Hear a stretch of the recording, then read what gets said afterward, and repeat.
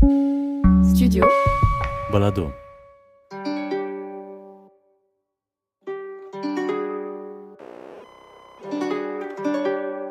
Our Queer Story, histoire plurielle du cinéma LGBTQIA+, Iris Lafont, Valérie Leclerc, Studio Balado.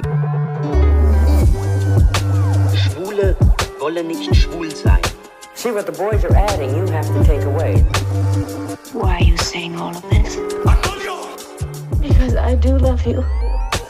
Our Queer Story, une histoire déviante, non chronologique et ouverte des cinémas LGBTQIA+, le podcast qui interroge les liens complexes qu'entretient la communauté queer avec l'image en mouvement, à la fois espace d'émancipation et instrument de discrimination.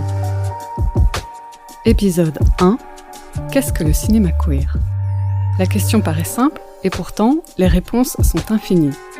Un film peut-il être queer sans personnage gay, lesbien, trans ou non-binaire ? Peut-on dire d'un film qu'il est queer, même si ce n'est pas l'intention de son réalisateur ou de sa réalisatrice ? Peut-on faire une histoire du cinéma LGBTQIA+, sans inclure les pratiques DIY ? Autant de questions, et bien d'autres encore, auxquelles cet épisode tente de répondre. Avant de rentrer dans tous ces sujets passionnants, commençons par le commencement, et le commencement de ce podcast, c'est Our Story. Et c'est quoi Our Story, Valérie ? Eh bien, Our Story, ce sont les rendez-vous mensuels de la Cinémathèque royale de Belgique dédiés au cinéma LGBTQIA+, et à son histoire. Ces rendez-vous, ils ont été créés en 2018 par Fred Arens, qui était à l'époque programmateur au Pink Screens, donc le festival de films queer de Bruxelles. Nous, avec Iris, on a repris le programme en 2021. Et voilà, tous les mois, on organise 1 à 4 séances autour d'une même thématique. Parfois, on accueille des invités. Et toutes nos projections sont accompagnées toujours d'une introduction historique, puisque c'est de là qu'on parle. Iris et moi, on est toutes les deux historiennes. Our Queer Story, donc, c'est le prolongement sous forme de podcast des rendez-vous de la Cinémathèque. On approfondira ici certaines thématiques qu'on a déjà pu aborder dans le cadre de nos programmations, mais on explorera également de nouveaux thèmes et réflexions qui nous intéressent. Maintenant, si on revient à la question centrale de l'épisode, qu'est-ce que le cinéma queer ? Comment peut-on le définir ? Alors, on vous dira tout d'abord que ce sont là des questions que nous-mêmes, on se pose et qu'on se repose constamment dans nos activités de programmation. Et c'est peut-être même le premier élément de réponse qu'on peut vous donner, c'est que définir le cinéma queer, c'est un work in progress. Les contours de ce cinéma peuvent et doivent être sans cesse pensés et repensés, un peu comme la notion de queer elle-même finalement. Dès lors, ce qu'on va faire dans cet épisode, c'est pas vous offrir une explication autoritaire et neutre de ce qu'est le cinéma LGBTQIA+, mais on va plutôt ici mettre en avant la façon dont nous, on a décidé d'aborder ce cinéma, et puis les caractéristiques de ce cinéma qui nous paraissent les plus intéressantes et les plus singulières. Et la première chose à dire de notre approche, justement, c'est qu'on a décidé de considérer le cinéma LGBTQIA+, dans son acceptation la plus vaste, la plus expansible possible. Quand on pense au cinéma queer, on pense souvent à un type de film, le long-métrage de fiction, qui met en scène des personnages explicitement gays, lesbiens, trans, non-binaires, etc. Nous, on a vraiment envie de vous montrer qu'on peut complètement étendre cette définition, l'ouvrir à plein d'autres types de films et de pratiques. Et ce qui est magique, c'est que quand on commence à faire ça, l'histoire du cinéma LGBTQIA+, en est complètement transformée. Alors on vient de dire qu'on considère souvent qu'un film queer, c'est un film qui met en scène des personnages explicitement queer, c'est-à-dire des films qui représentent des identités sexuelles et de genre de manière claire, en les incarnant dans des personnages.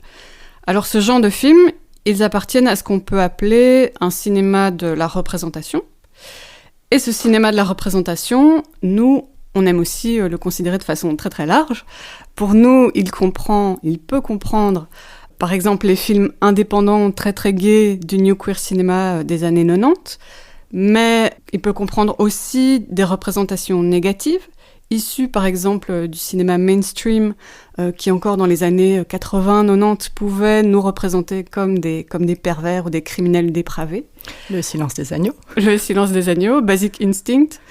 Pour moi, j'inclurais aussi dans ce genre de films ce que j'appelle les films drague du début du XXe siècle, qui sont des petits films qui formaient souvent un genre comique destiné à faire rire le public, qui avaient souvent rien à voir avec la communauté queer, mais qui mettaient clairement en scène des actrices et des personnages qui se travestissaient.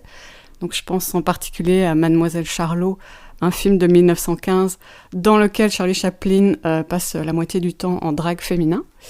Ce cinéma de représentation, donc, c'est une des catégories du cinéma queer, une catégorie très large. Mais évidemment, il y en a d'autres, des catégories qui, pour les historiennes du cinéma queer, sont tout aussi importantes, comme par exemple les films de sous-texte. Voilà, les films de sous-texte. Eux, ils vont parler d'homosexualité, de bisexualité, de transidentité de manière implicite, cette fois-ci, par le biais de signes, de codes, de clins d'œil, de métaphores que le public averti pourra déchiffrer, ou en tout cas est invité à déchiffrer. Je pense ici aux vieux films de vampires qui souvent, enfin, étaient jamais explicites, mais qui étaient souvent bourrés de sous-textes queer, comme par exemple La fille de Dracula, un film des années 30. Et puis, on peut aussi considérer, dans un sens, que tous les films réalisés par des personnes queer sont des films queer, puisqu'ils offrent un point de vue, une sensibilité queer sur leur sujet. C'est ce qu'on appelle, ou en tout cas c'est ce qu'on aime bien appeler les films de point de vue. Tu peux peut-être du coup nous en dire un peu plus, Valérie ? Je ne sais pas si je vais vous en dire plus, mais je peux donner un exemple. Quand on parle de films de point de vue, je pense aux cinéastes gays et lesbiens du vieux Hollywood, par exemple, comme George Cukor ou Dorothy Arzner. Ces cinéastes, ils étaient dans le placard, enfin aux yeux du grand public en tout cas. Leurs films ne parlaient évidemment jamais de sujets queer, vu que c'était absolument proscrit par le code de censure hollywoodien. Mais on peut argumenter que la sensibilité queer de ces réalisateurs et ces réalisatrices aura forcément influencé d'une façon ou d'une autre le contenu, la politique, la forme de leurs films. You told me yourself you felt it. Remember? On the bleachers? You know what he put inside you. This is insane. I remember playing in the snow, driving to baseball games with my dad, cooking with my mom. Those memories were put there to distract you, to keep you trapped.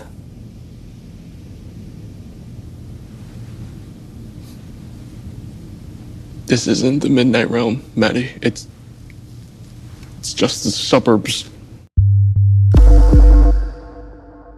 Alors, dans ce cinéma de point de vue, on peut inclure le travail de Jane Schoenbrunn, dont vous venez d'écouter un extrait. Il s'agissait d'une scène de I Saw the TV Glow, qui est un long métrage sorti très récemment, en 2024. Jane Schoenbrunn qui dit qu'elle n'est pas intéressée par le cinéma de la représentation, justement, et qui cherche à travailler plutôt le queer de façon cinématographique, qui cherche à explorer un feeling queer avant tout. Schoenbrunn a fait 2 films de fiction qui parlent de l'expérience trans, mais sans jamais utiliser le mot trans une seule fois. Du coup, certaines spectatrices ont pu passer complètement à côté du sujet, ne pas voir que l'expérience trans était au cœur de ces films, et c'est pour cela aussi que l'extrait qu'on vient d'entendre peut vous sembler plutôt nébuleux. D'ailleurs, dans le film, on entend un personnage parler du Midnight Realm. Donc, c'est un personnage trans dans ce film qui n'ose pas transitionner. Et le Midnight Realm, qui est lié à c'est une série télé, en fait, dans le film, elle est utilisée vraiment comme une métaphore. En fait, c'est un lieu qui fait peur au personnage principal, qu'on peut interpréter comme le lieu de la transition.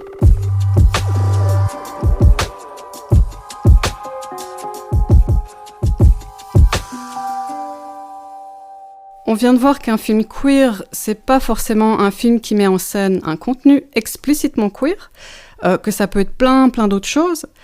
De la même manière, on imagine souvent le cinéma queer comme une affaire de long métrage de fiction, mais là aussi, ça peut être plein d'autres choses, et Iris, je te laisse expliquer. Disons que le long métrage narratif, c'est un peu la partie émergée de l'iceberg. Ce n'est finalement qu'une toute petite partie de ce cinéma queer. Et il y a aussi tout ce qu'il se déploie en dessous du niveau de la mer, si je puis dire, c'est-à-dire la partie immergée de l'iceberg, qui est, elle, tout simplement gigantesque. Et concrètement, ça veut dire quoi ? Ça veut dire qu'on doit considérer dans notre programmation, avec la même importance qu'on accorde aux longs métrages de fiction, on doit considérer les documentaires ou bien encore les courts-métrages. On prend aussi en compte les pratiques de la vidéo, voir les images mouvantes d'Internet, comme pourquoi pas les TikTok ou les vidéos YouTube. Ouais. On s'intéresse beaucoup aux films expérimentaux, aux films un peu hybrides et non conventionnels, comme l'essai filmique, comme les journaux intimes vidéo, qu'ils soient artistiques ou amateurs. On prend en compte les formes que peut revêtir le cinéma élargi. Le cinéma élargi, donc, c'est un cinéma qui n'est plus simplement une projection dans une salle de cinéma, mais qui devient, par exemple, une installation ou qui devient une performance avec projection. En gros, on essaye de penser les images en mouvement queer sans poser de hiérarchie entre elles. Pour nous, tous ces formats, ils se valent. D'autant plus que faire un long métrage de fiction, ça coûte très cher, ça demande de convaincre beaucoup de monde. Il y a des communautés qui, pendant longtemps, vont pas avoir accès au financement, aux moyens techniques, au soutien nécessaire pour faire des longs métrages de fiction.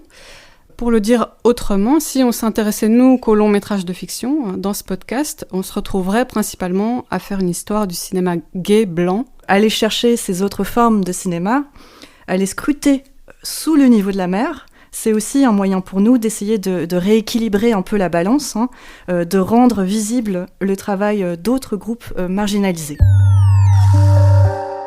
Et bien sûr, tout ça, le fait de prendre en compte tous ces formats variés, ça nous fait aussi nous poser la question des espaces de diffusion.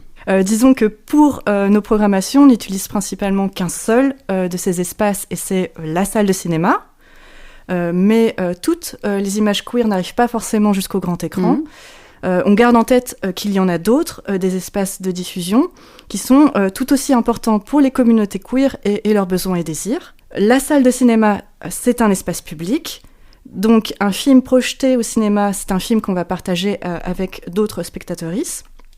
La télévision, par exemple, c'est à l'inverse un média domestique qui permet de regarder peut-être plus tranquillement un film chez soi, qu'on a peut-être plus envie de faire quand on n'est pas tout à fait out publiquement ou qu'on est un peu timide. Ouais, qu'on est une queer un peu timide. Moi, ça m'intimide encore aujourd'hui parfois d'aller voir des films lesbiens seuls au cinéma. Ce que je trouve très drôle venant de la part de quelqu'un qui a programmé du porno, quand même. Et c'est pas la même chose. La programmation et aller voir des films, c'est pas la même chose. Je crois que c'est aussi le moment de mentionner l'importance des galeries, des espaces d'exposition, qu'ils soient institutionnalisés ou alternatifs. Les milieux de l'art contemporain ont été extrêmement importants pour la circulation des images en mouvement queer. Ça veut dire qu'on a, par exemple, tout un corpus d'artistes queer qui font des films, qu'on ne va pas voir nécessairement au cinéma, à la télévision ou même dans les festivals de films LGBTQIA+. Et ça veut dire aussi que ces corpus de films d'artistes queer vont développer des formes et des codes esthétiques qui leur sont propres, qui seront peut-être plus proches du coup de ceux du monde de l'art. Ces différents formats, ces différents espaces de diffusion, ils impliquent aussi différentes manières d'interagir avec les films. La façon dont les spectateurs et les spectatrices reçoivent les films, ce qu'elles font avec ces films, ça nous intéresse aussi beaucoup. Pour nous, ça fait entièrement partie de l'histoire du cinéma LGBTQIA+. Oui, tout simplement. Dans une salle de cinéma, on reçoit souvent le film plus passivement, alors que chez soi, qu'on ait un magnétoscope dans les années 90 ou un smartphone de nos jours, on a potentiellement un pouvoir d'action sur la lecture du film, sur notre mode de visionnage du film. On peut casser la linéarité de sa vision. Ça peut vouloir dire, par exemple, revoir en boucle une scène plus explicite, parce que celle-ci nous fait tout simplement du bien. Euphémisme ici. Et si on se débrouille un tant soit peu avec les technologies et les logiciels de montage, on peut même aller plus loin. On peut l'éditer, ce film, on peut le remixer. On peut remixer cette scène explicite. Oui. Et ça, par exemple, dans le cas de ces films qui restent à l'état de sous-texte queer, on peut réduire ceci à quelques éléments clés. On peut faire ressortir de manière plus satisfaisante un contenu homoérotique entre deux personnages. Ça, c'est une pratique qui a déjà plus d'un demi-siècle derrière elle, qui s'appelle le vidding, pratique que vous connaissez peut-être mieux sous le nom de fanvid. Et là, du coup, où Iris veut en venir, sorry, je conclus pour toi, c'est qu'en montant et remontant ses films et médias préférés, comme le font encore aujourd'hui plein de gens sur YouTube, on participe aussi, nous, spectateurs et spectatrices, en retour à la création d'images en mouvement queer, donc on contribue nous-mêmes à l'histoire des cinémas queer.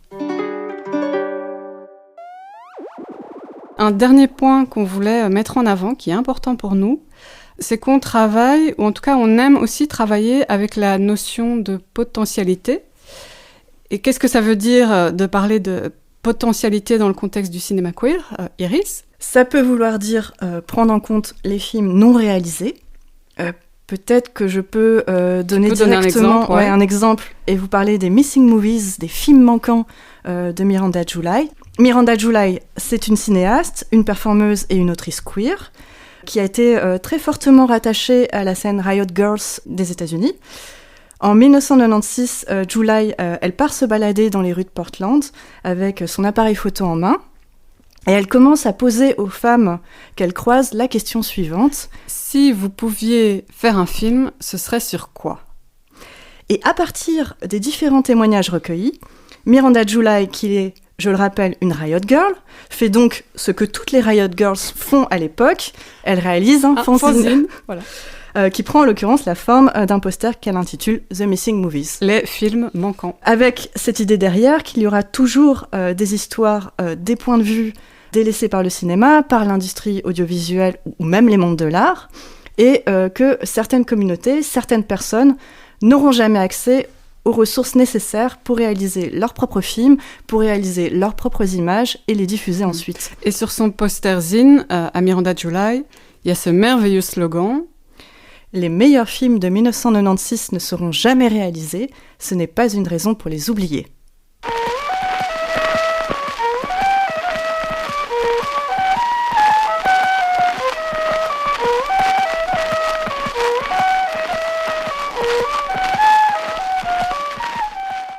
Ce qu'on vient d'entendre ici, c'est le son d'un petit film de 17 secondes, réalisé dans le laboratoire de l'inventeur Thomas Edison, dans le New Jersey, en 1894 ou 95, on n'est pas sûr. Alors ce film, c'est un test pour le projet Kinétophone. Donc kinéto, c'est le mouvement, comme cinétique, et phone, le son. On est donc là devant une des toutes premières tentatives dans l'histoire du cinéma de synchroniser l'image en mouvement et le son. Donc 30 ans avant l'arrivée du cinéma parlant. On mettra un lien d'ailleurs vers le film dans nos références pour cet épisode. Alors dans cette image en mouvement, qui est composée d'un seul plan, d'ailleurs le film c'est un plan fixe, qu'est-ce qu'on voit, Iris ? Je te mets l'image du film sous les yeux. Alors qu'est-ce que je vois ? Je vois au milieu du plan, il y a un homme qui joue du violon dans un très grand cornet. Il a vraiment un très très grand cornet, ce monsieur. Oui, ouais, ce monsieur, du coup, c'est le réalisateur William K.L. Dixon. Et ce cornet, c'est un outil d'enregistrement. Ça fonctionne un peu comme un micro. Le cornet va recueillir les vibrations du violon et les graver sur un cylindre de cire qu'on ne voit pas parce qu'il est hors champ. Et puis, par la suite, le réalisateur, donc qu'on voit au milieu du plan, essaiera de synchroniser le son qu'il a recueilli et l'image filmée à ce moment-là. Sans succès à l'époque, le son sera synchronisé beaucoup plus tard. Et oui, voilà. Évidemment, tu as fait exprès de commencer par parler du cornet. Yep. Ouais, j'ai commencé par le centre et pas par la marge. Honte à moi. Oui. Du coup, qu'est-ce que tu vois d'autre sur cette image, à droite du plan cette fois-ci ? À droite du plan, on voit aussi qu'il y a deux hommes qui dansent ensemble, l'un contre l'autre, de manière assez serrée. Il y en a même un qui tient l'autre par la taille. Donc voilà, deux gars qui dansent ensemble dans ce film. Alors, on est là au tout début de l'histoire du cinéma et on voit déjà le queer pointer le bout de son nez. Est-ce qu'on pourrait affirmer, sur base de cette archive, que le cinéma queer serait aussi vieux que le cinéma lui-même ?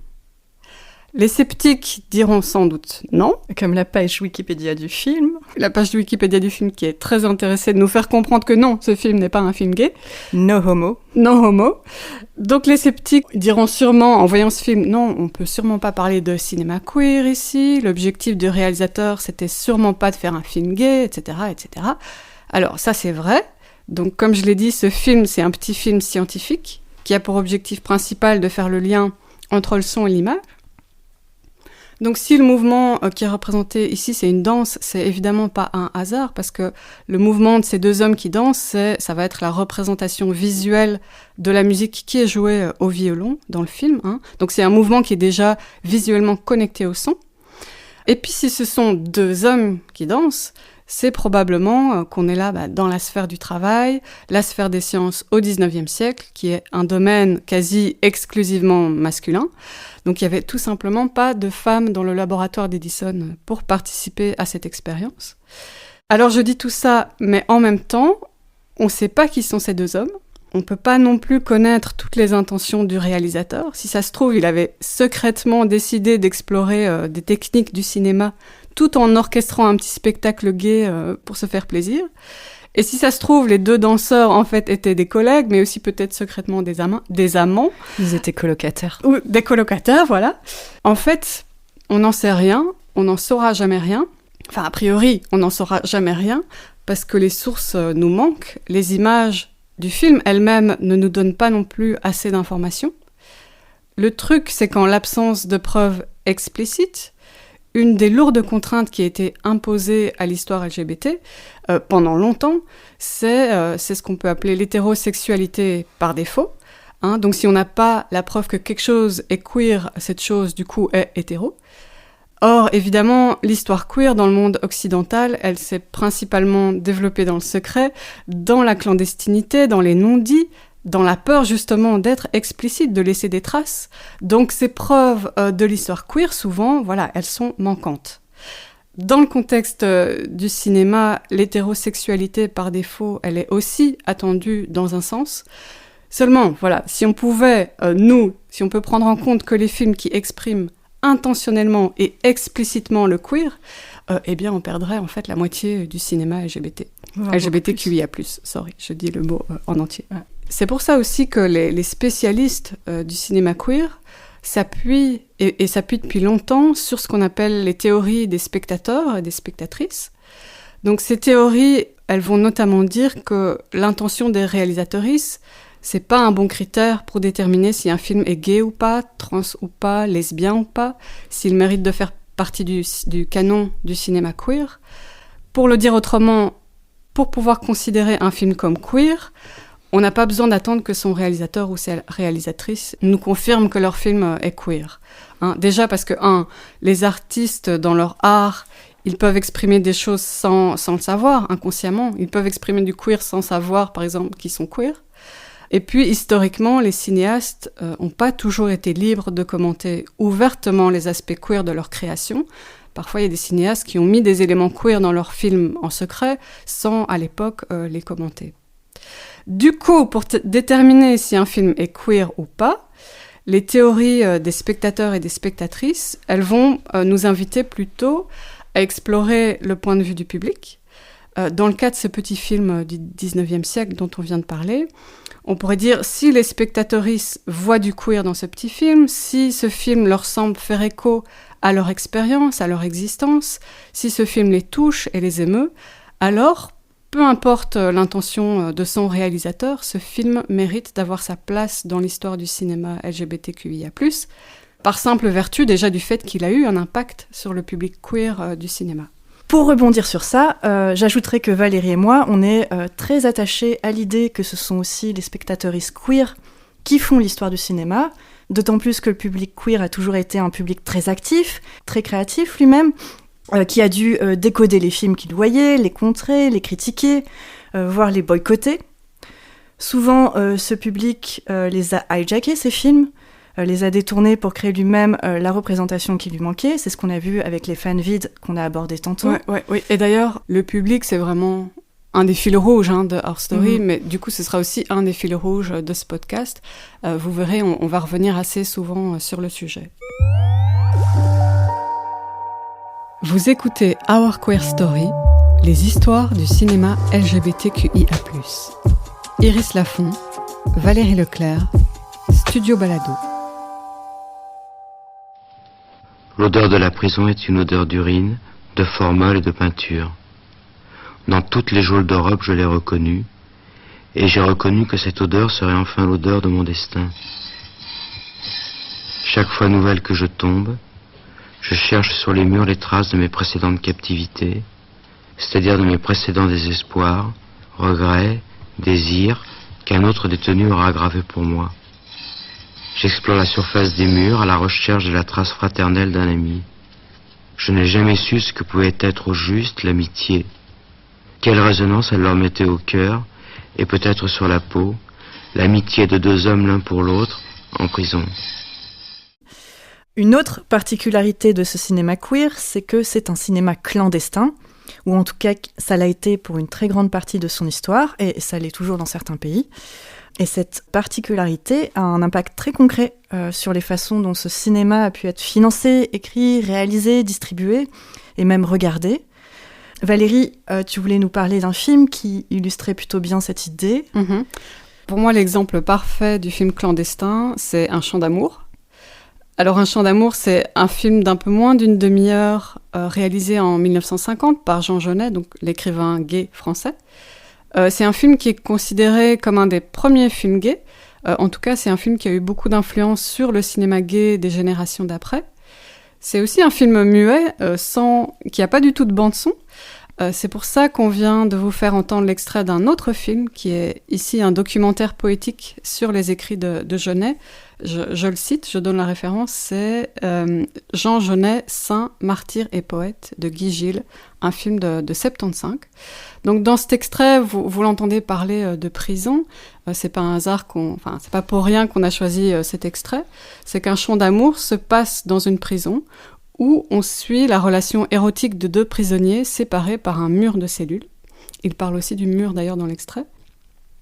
C'est un film qui est très très beau visuellement, en noir et blanc, qui va esthétiser et érotiser le monde de la prison, de la délinquance. Mais peut-être qu'on peut mentionner que Genet lui-même a fait plus d'un séjour en prison. Oui, c'est un monde qu'il connaissait très bien, sur lequel il a aussi beaucoup écrit, comme on vient d'entendre. Mais en tout cas, ce que je veux mettre en évidence ici, c'est le contexte complètement clandestin dans lequel ce film a vu le jour. Alors déjà, le film a été produit par le patron d'un cabaret parisien, La Rose Rouge. Ce patron, c'est Nikos Papatakis. Je donne son nom parce que je vais encore l'utiliser plus loin. Papatakis, qui lui-même d'ailleurs va devenir un réalisateur. En tout cas, Papatakis a financé entièrement le film avec les profits de son cabaret, ce qui est déjà pas peu commun à l'époque. Le film a aussi été tourné à l'étage, au-dessus du cabaret, dans un espace vide où on a monté des décors. Il est tourné en secret, le film, parce que le réalisateur et le producteur travaillaient en fait dans la crainte d'être à tout moment surpris et arrêtés par la police pour atteinte aux mœurs. Parmi les scènes qu'il tournait, il y avait des scènes nues, des scènes de masturbation, des scènes de sexe. Genet aussi, il va pas pouvoir engager des acteurs professionnels, parce qu'on imagine que les acteurs respectés de l'époque auraient pas accepté de prêter leur image pour un film comme celui-là. Du coup, Genet va aller recruter des, je cite, délinquants de Montmartre, ou, je cite, des costauds de Montmartre. Encore mieux. C'est la même chose, je pense. Les costauds, c'était les délinquants. Un des deux acteurs du film était, pour vous donner un exemple, il était barbier / proxénète.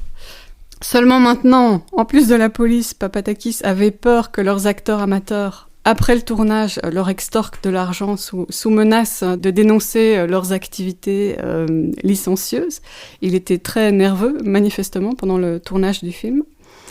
Et puis, ce contexte de clandestinité va aussi avoir un impact sur le film lui-même. C'est un film, par exemple, qui a la particularité de n'avoir qu'un seul nom au générique, celui de Jean Genet. Tous les autres contributeurs ou contributrices, on ne sait pas, sont anonymes.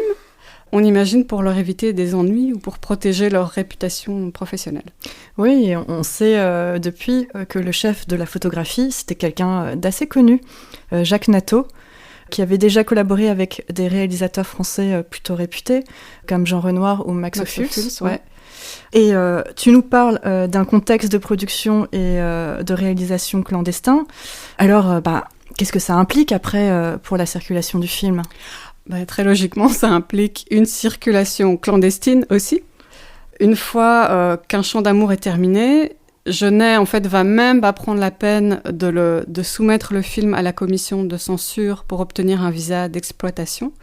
Donc ce film va pas circuler dans les salles commerciales, mais pour récupérer les sommes investies, Papatakis et Jeunet vont vendre des copies du film à des privés.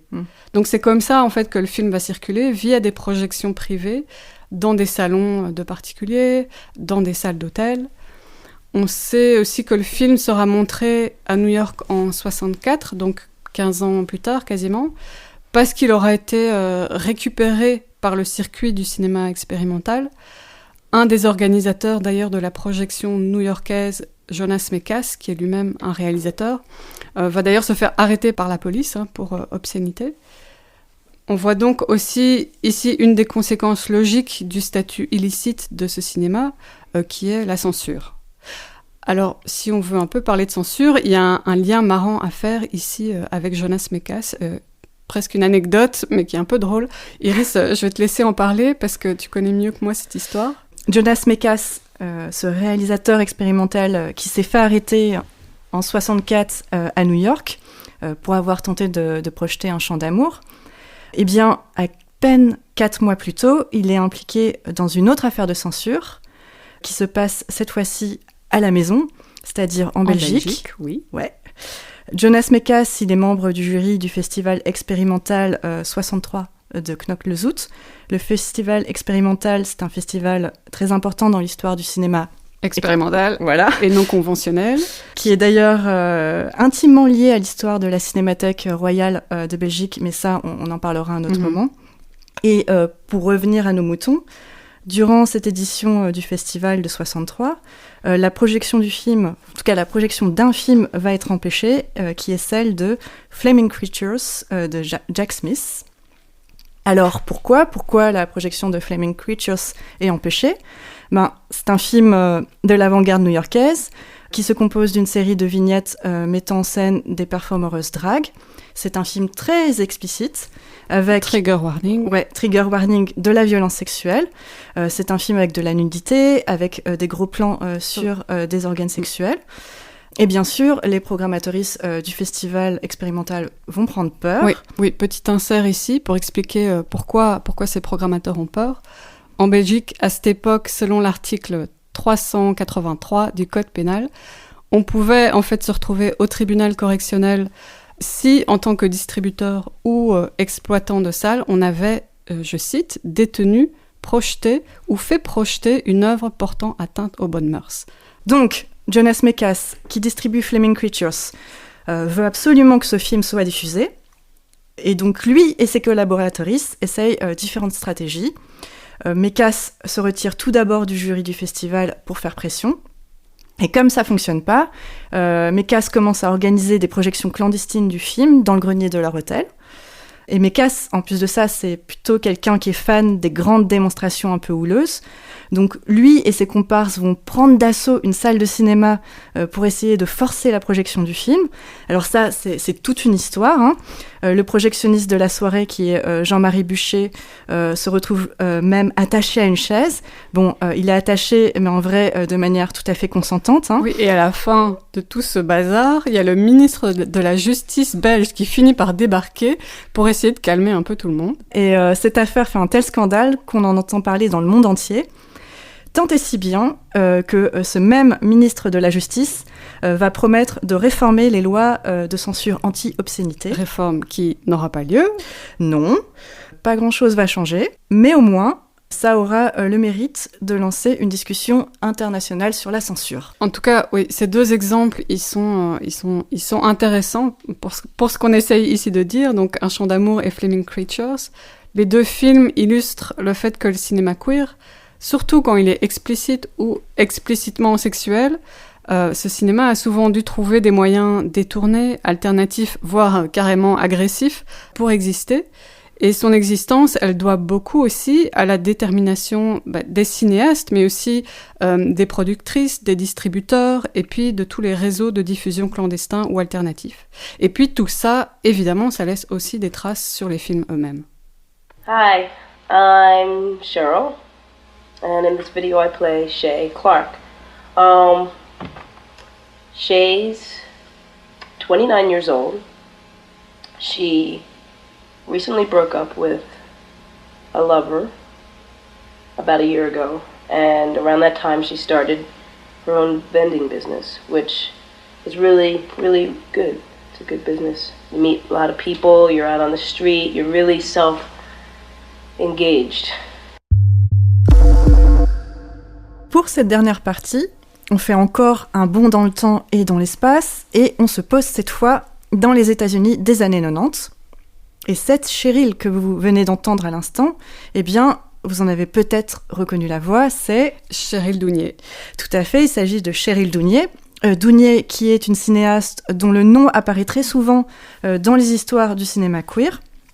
Il y a un film d'elle en particulier qui fait date, c'est The Watermelon Woman, qui sort en 96 et qui est le premier long-métrage de fiction distribué en salle ayant été réalisé par une lesbienne noire out et mettant en scène une lesbienne noire. The Watermelon Woman marque tant et si bien les esprits que, généralement, on a tendance à faire démarrer l'histoire du cinéma des lesbiennes noires à la sortie de ce film, c'est-à-dire en 1996. Or, des films queer réalisés par des lesbiennes noires anglophones, il y en a déjà pas mal qui arrivent avant The Watermelon Woman. Il y en a au moins plus d'une centaine. Mais qu'est-ce que tous ces films ont en commun ? Ce sont tous des courts-métrages. Exactement, ce sont tous des courts-métrages. D'ailleurs, l'extrait qu'on vous a passé à l'instant ne provient pas du tout de The Watermelon Woman. C'était un piège. C'était carrément un piège. Il s'agit d'un film plus ancien de Cheryl Dounier, un court-métrage, bien sûr, réalisé quelques 5 ans plus tôt et qui s'appelle She Don't Fade. Ouais, ce qui vous montre tout de suite que quand on étend la définition du cinéma queer, quand on ne prend pas seulement en compte les longs métrages, l'histoire de ce cinéma, elle est transformée, sa chronologie est transformée. Il y a déjà, en fait, un cinéma lesbien noir établi avant The Watermelon Woman. Oui, et en l'occurrence, ce cinéma noir lesbien, il est déjà bien installé depuis le milieu des années 80. Ça, au passage, on le sait, notamment grâce à l'impressionnant travail de recherche d'une cinéaste qui est Yvonne Whalebone. Yvonne Whalebone qui commence dès les années 80 à s'intéresser à l'histoire du cinéma noir lesbien anglophone. Et sa recherche intitulée « Sisters in the Life » part d'un constat que je pourrais vous résumer de la sorte. Je vois bien qu'il y a une véritable constellation d'artistes et de cinéastes noirs et lesbiennes, queer, trans autour de moi. Alors pourquoi les histoires du cinéma queer continuent-elles d'être aussi blanches ?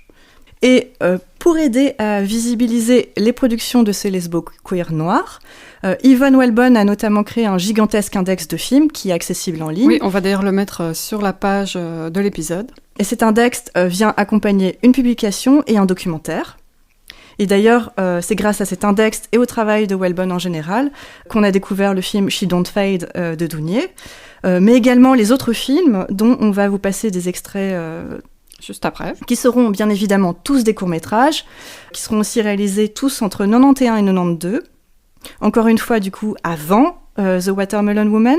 Et sur ces bonnes paroles, je propose d'enchaîner directement avec un nouvel extrait. Valérie. On va entendre ici « I Never Danced the Way Girls Were Supposed to », un film très court de 7 minutes réalisé par Dawn Sucks en 92.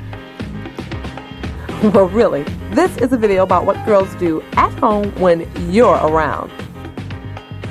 Just another day in your average black lesbian household. Yeah, you heard me. I said lesbian. Un point qu'on voulait absolument aborder dans cet épisode, c'est l'importance de considérer le cinéma queer comme une activité sociale. On a souvent affaire à des communautés, à des collectifs de cinéastes queer. Et c'est particulièrement le cas avec le cinéma noir lesbien. Comme Yvonne Welbon et ses pairs ne cessent d'ailleurs de le rappeler, de le revendiquer, toutes ces cinéastes, elles se connaissent, elles travaillent ensemble, elles se soutiennent mutuellement, elles s'embauchent, elles se dépannent, elles financent les films des unes des autres. C'est un cinéma du care, c'est une expression, le care, qu'elles utilisent souvent d'ailleurs. Ces personnes, elles sont proches les unes des autres, elles sont élèves, elles sont mentors, elles sont amies, elles sont amantes. Oui, d'ailleurs, ce que tu viens de dire, ça se vérifie avec le film dont on vient d'entendre un extrait. Une des deux actrices qu'on voit dans le film, elle est elle-même cinéaste et même productrice, c'est Sherry Frilott, quelqu'un même d'assez connu dans le milieu. Et puis dans les remerciements du film, on trouve aussi le nom de Cheryl Dounier. Donc oui, on voit toutes ces réalisatrices, elles bossent ensemble, c'est vraiment tout un réseau. Alors, il y a un autre élément intéressant sur le cinéma queer que nous permet de soulever ce film de Don Sucks, et même avant ça celui de Dounier. Quelque chose que vous avez peut-être saisi simplement en écoutant les extraits, c'est que le cinéma queer est souvent un cinéma de la débrouille, do it yourself, fait avec 3 bouts de ficelle et très peu de moyens. Et bien sûr, le cinéma noir lesbien n'est pas exempt de cette caractéristique, bien au contraire. C'est pas pour rien que la première vague de ce cinéma ne démarre que dans la seconde moitié des années 80. Ça correspond aussi à la démocratisation, à l'accessibilité grandissante d'une technologie qui est, Valérie, la vidéo. Une grande partie de la production noire et queer est sur vidéo. Ouais. Et non sur pellicule. Oui, d'ailleurs, dans les 2 extraits, on les entend dire « ceci est une vidéo ». On entend ce mot « vidéo », donc vous voyez, on ne choisit pas les extraits au hasard. Et cette importance de la vidéo, ça vaut aussi, bien sûr, pour d'autres cinémas queer fauchés, comme les films underground trans, comme les films militants liés à la lutte contre le VIH-Sida. La vidéo, encore une fois, est vraiment moins chère. Yvonne Welbon nous donne d'ailleurs des infos à ce propos. Ouais, elle dit, dans les années 80-90, 10 minutes de film sur pellicule 16 mm, ça valait $400. Donc $400 pour 10 minutes. Mais que comparativement, 1 à 2 heures de bande vidéo, ça coûtait que $2. Avec la pellicule qui est chère, on fait plus attention à ce qu'on filme, on limite au maximum les rushs. C'est un cinéma qui est plus préparé, plus précis, qui demande plus vite aussi une équipe. Avec la vidéo, au contraire, on peut se permettre de laisser tourner la caméra, on peut se permettre de tourner seul aussi, sans équipe pour nous accompagner. Et alors, on enregistre quoi quand on est queer? Qu'est-ce qu'on peut se permettre d'archiver plus longuement par l'image et grâce à la vidéo? On enregistre nos vies, nos quotidiens, nos relations. On fait des journaux filmés, on enregistre des manifs. Et avec la multiplication, par la multiplication de ces images, de ces archives, on se bat aussi contre l'effacement systématique des personnes queer au cinéma et ailleurs.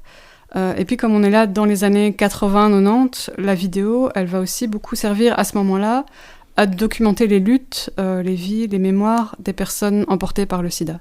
Alors maintenant qu'on vient de faire tout ce beau laïus sur la vidéo, on va terminer en faisant dialoguer 2 extraits de films du cinéma noir lesbien qui, eux, ont été tournés, pour le coup, sur pellicule. Ouais, on aime bien la contradiction ici. Et ce que j'aime bien aussi dans les extraits que vous allez entendre, c'est que même si vous ne voyez pas l'image, vous entendrez évidemment qu'on entre dans la pellicule ici, puisque le son imprimé sur la pellicule, sur pellicule, ça donne ces petits craquements très caractéristiques. My name is Ife. I came here from Paris 1 year ago. I had heard that San Francisco is a very gay city and that there are many beautiful women here from all over the world. For me, a woman who adores women, to be here is really good. You know what I mean? When I first arrived here, I was so excited to see all the women because they all have their own unique style and there are so many flavors. I must admit, since I've been here, I try to taste them all. Yes. I want to make a beautiful film about an affair between 2 women with lots of passion and, yes, sex. But I'm afraid I'll be labeled as a lesbian filmmaker. And then my work will probably only show in gay festivals. And then what if my film is not politically correct? What if I objectify women? And what if I choose to include a man? I guess the bottom line is that I fear what you will think before I've even started.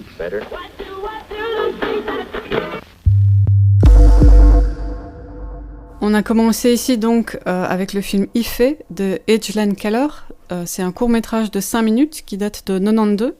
Et puis, on a enchaîné avec un autre court de 5 minutes, mais qui date de 91 cette fois. C'est Spin Cycle de Aaron Birch. On voit vraiment, avec ces 2 extraits, un des traits spécifiques du cinéma lesbien noir, qui est la volonté de produire des images qui montrent le désir, la sexualité entre femmes noires, sans concession, pour et par la communauté.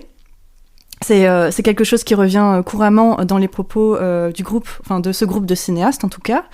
C'est très très clair avec Ife de Ashlyn Keller, qui est une fiction au passage. Ife, c'est donc cette Parisienne installée en Californie qui aime très très fort les femmes et nous le fait savoir. Et en même temps, on voit aussi avec le second extrait Spin Cycle d'Erin Birch, la peur de se faire cataloguer quand on est une artiste minorisée et qu'on commence à mettre en scène ses propres expériences et désirs. Cette peur d'être tokenisée, catégorisée, de voir son expérience d'évaluer, rendue anecdotique, en particulier par le milieu du cinéma dominant, ce qui est une peur et un sentiment très courant, bien sûr, chez les réalisatrices queer, en particulier chez les cinéastes lesbiennes. Oui, pardon, je t'ai coupé. Mais je voulais traduire rapidement ce que dit Birch dans l'extrait qu'on vient d'entendre. Comme ça, vous pourrez saisir pleinement ce qu'elle dit. Elle dit, je cite... Je veux faire un très beau film au sujet d'une aventure passionnelle et sexuelle entre 2 femmes, mais j'ai peur d'être labellisée comme une cinéaste lesbienne si je fais ça, j'ai peur que mon travail ne soit plus montré que dans des festivals gays, et que se passera-t-il si mon film n'est pas politiquement correct, si je me retrouve à objectifier les femmes, ou si je décide d'inclure un homme dans cette histoire, je me rends compte que j'ai peur de ce que vous pourriez penser de ce film avant même de l'avoir commencé. Moi, j'aime bien la mini-crise d'angoisse finale d'Erin Birch sur sa peur de faire un film problématique. Du coup, c'est très d'actualité. Et tout ce film, c'est elle qui a peur de essayer de monter un film et qui a peur de tout ce que ça pourrait être. Ouais, mais du coup, cette angoisse de faire ou de s'exprimer de travers et de décevoir sa communauté, je pense que ça parle à beaucoup d'entre nous. Donc, nous, on est un peu comme Birch, on espère qu'on va pas trop vous décevoir. Ou qu'on va pas objectifier les femmes. Et ça, serait quand même un sacré mot de la fin, vraiment dans la win. Mais si ce n'est que Valérie, il me semble que tu voulais profiter de cet extrait aussi pour nous parler des festivals LGBTQIA+. Oui, je voulais rebondir, c'est un tout petit truc qu'elle dit dans son extrait, mais elle dit qu'elle a peur que son film ne passe plus que dans le circuit des festivals LGBTQIA+. Et cette crainte de Birch, elle est liée au fait que quasiment jusqu'au début du XXIe siècle, le cinéma queer est très peu ou pas ou très peu diffusé dans les salles de cinéma ou à la télé.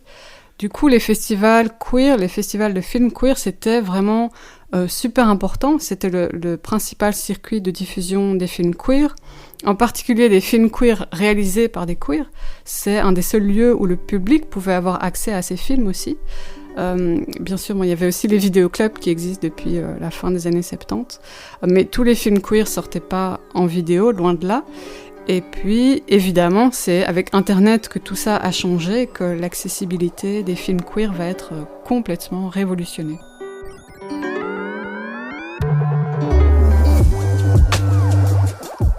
Our Queer Story, histoire plurielle du cinéma LGBTQIA+, est un podcast de Valérie Leclerc et Iris Lafont.